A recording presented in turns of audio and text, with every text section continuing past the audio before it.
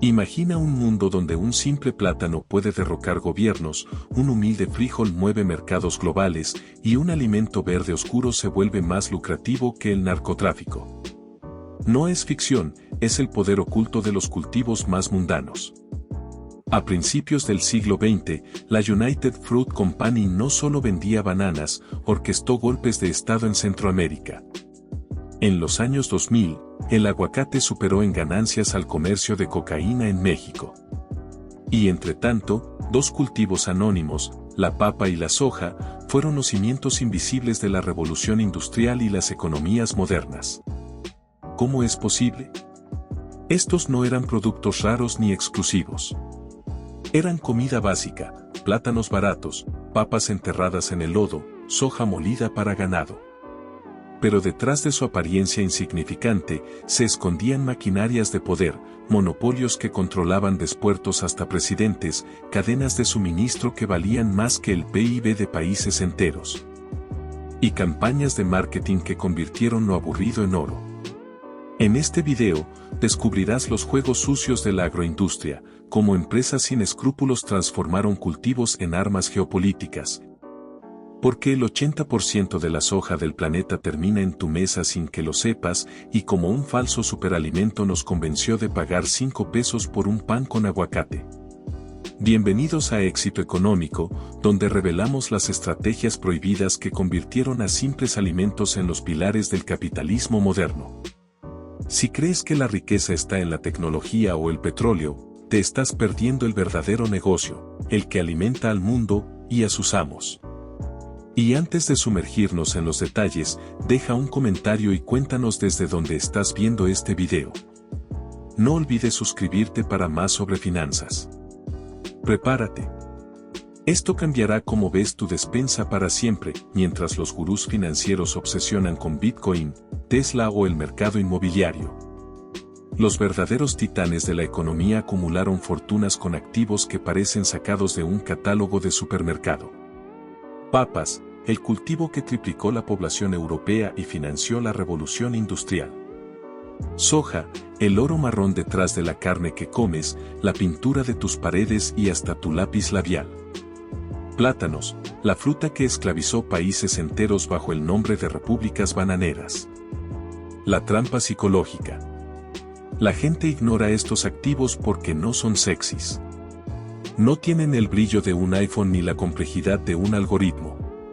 Pero ahí radica su genialidad, son invisibles hasta que controlan el juego. Ejemplo brutal.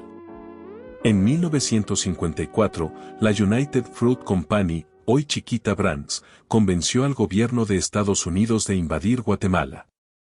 ¿El motivo? El presidente Jacobo Arbenz quiso redistribuir tierras ociosas, tierras que la empresa usaba para cultivar bananas. Resultado, golpe de Estado, gobierno títere y millones en ganancias protegidas. La lección. No importa si es una papa o un microchip. El dinero está en controlar el sistema alrededor del producto, transporte, legislación, escasez artificial. Quien domina la cadena, domina el mercado, y a veces, hasta la historia. El caso de la papa. La papa, que se domesticó hace más de 7.000 años en los Andes, llegó a Europa en el siglo XVI, pero su aceptación como alimento fue un proceso largo y complicado. Aunque su potencial como fuente de alimento era enorme, la gente desconfió de ella, en gran parte porque crecía bajo tierra y algunos incluso creían que era venenosa. El desconocimiento y el temor a lo desconocido marcaron sus primeros años en Europa. Sin embargo, aquellos que decidieron darle una oportunidad pronto empezaron a ver los frutos de su cultivo. Regiones como Irlanda, Francia y partes de Prusia fueron las primeras en adoptarla, y en ellas la papa se convirtió en un pilar esencial de la producción alimentaria. De hecho, el rey Luis XVI de Francia fue uno de los primeros en promover el cultivo de la papa. Con el objetivo de incentivar a los campesinos a cultivarla, usó una flor de papa en su solapa, un acto simbólico que dio inicio a una verdadera campaña para normalizar su consumo. Pero no fue hasta más tarde cuando los beneficios de la papa comenzaron a ser plenamente comprendidos. No solo resultó ser inofensiva, sino que alimentaba a 2,5 veces más personas que el trigo, con un rendimiento mucho mayor en calorías por hectárea. Esta fue una revelación importante, porque, en una Europa en crecimiento, donde la población estaba aumentando y las tierras cultivables se volvían escasas, la papa ofreció una solución eficiente y abundante. Para el año 1800, el consumo de papa se había multiplicado 10 veces en comparación con las generaciones anteriores. Este aumento en el consumo no solo alimentó a la población, sino que contribuyó directamente al crecimiento económico del continente, ayudando a triplicar la población europea. La consecuencia de esto fue un aumento de la fuerza laboral disponible, lo que a su vez permitió un crecimiento en la producción, el consumo y el capital, impulsando la revolución industrial. Aunque la papa no parecía un activo económico obvio, su influencia sobre la economía europea durante los siglos XVIII y XIX fue decisiva.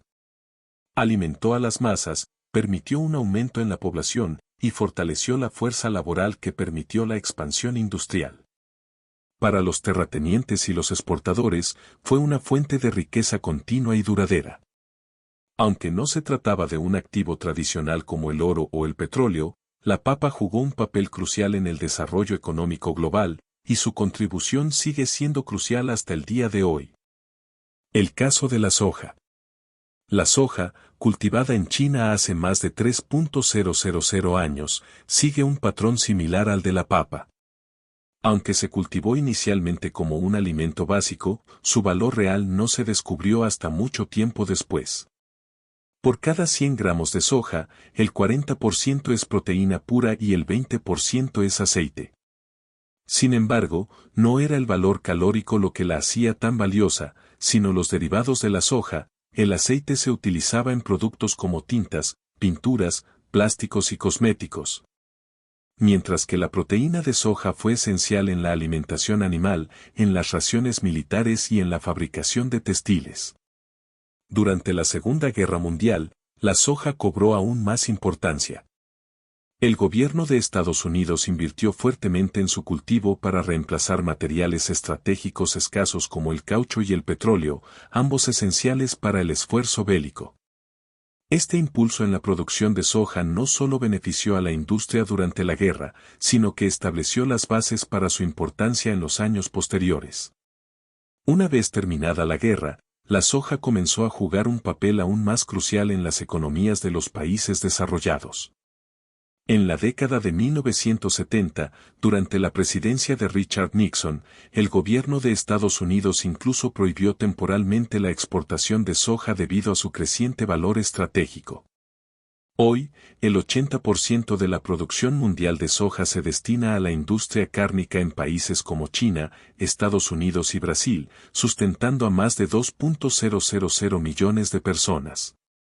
Para satisfacer esta demanda, países como Brasil no dudaron en talar vastas extensiones de selva tropical, lo que causó impactos significativos en el medio ambiente.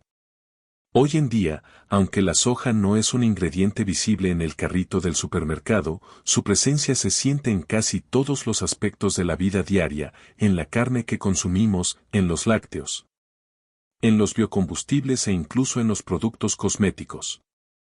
Aquellos que controlan el comercio de soja manejan uno de los activos más importantes del mundo, un recurso clave que no solo mueve economías, sino que también está presente en prácticamente todos los aspectos de nuestra vida cotidiana. Capítulo 2. Controlar el sistema. El concepto de crear riqueza no solo implica identificar un valor donde otros no lo ven, sino también controlar el sistema que rodea a ese valor. Este es el caso de los plátanos, un ejemplo paradigmático de cómo el control de la cadena de suministro puede generar enormes ganancias.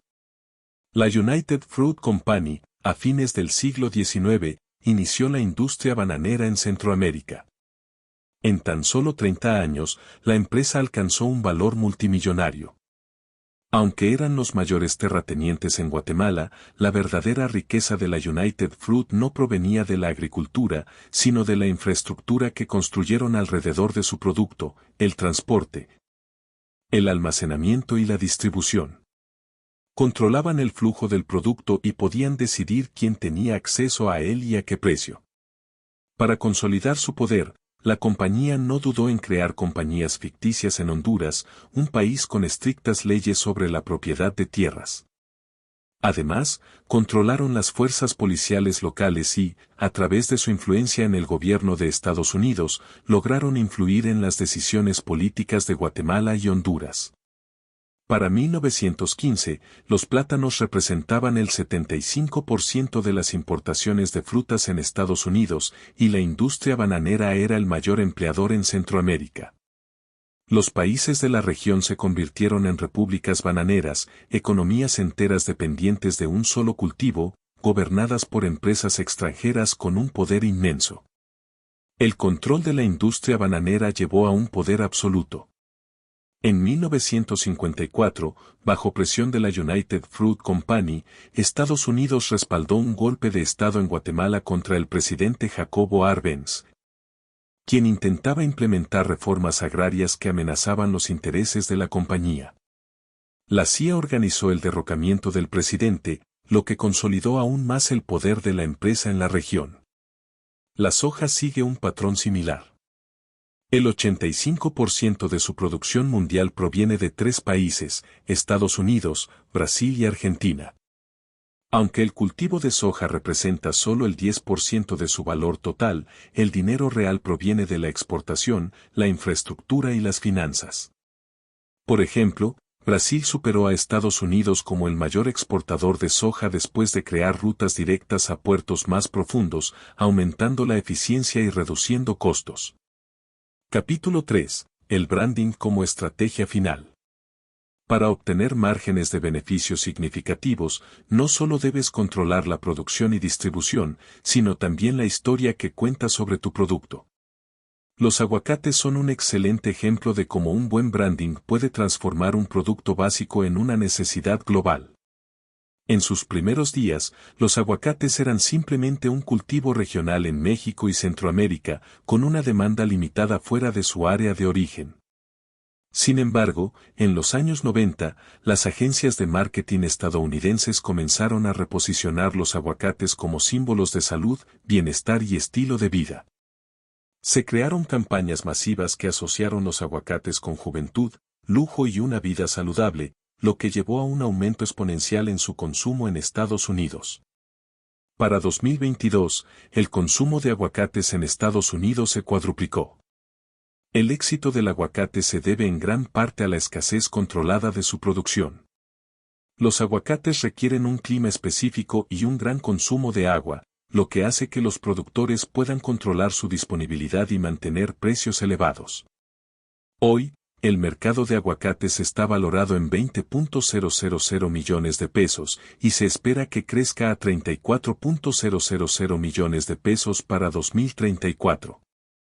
Antes de las redes sociales, la United Fruit Company ya estaba utilizando una estrategia de branding eficaz. Con su embajadora animada, Miss Chiquita, y campañas centradas en la salud, lograron posicionar al plátano como la fruta más popular en Estados Unidos. Conclusión. Las papas liberaron a la fuerza laboral, la soja creó las cadenas de suministro, los plátanos dominaron la logística y los aguacates controlaron la percepción del mercado. A lo largo de la historia, productos aparentemente simples han sido utilizados como vehículos de poder económico. Detrás de cada industria, existe un sistema de control que genera riqueza, poder e influencia. La historia de estos productos nos muestra cómo la verdadera riqueza no solo se crea al aprovechar un recurso natural, sino al dominar el sistema que lo rodea y controlar su narrativa. Si quieres profundizar en esto, dale clic en el link de la descripción y no olvides presionar el botón de suscribirte a nuestro canal, solo te tomará un segundo. Y dejar tu opinión sobre este video en los comentarios. Hasta el próximo video.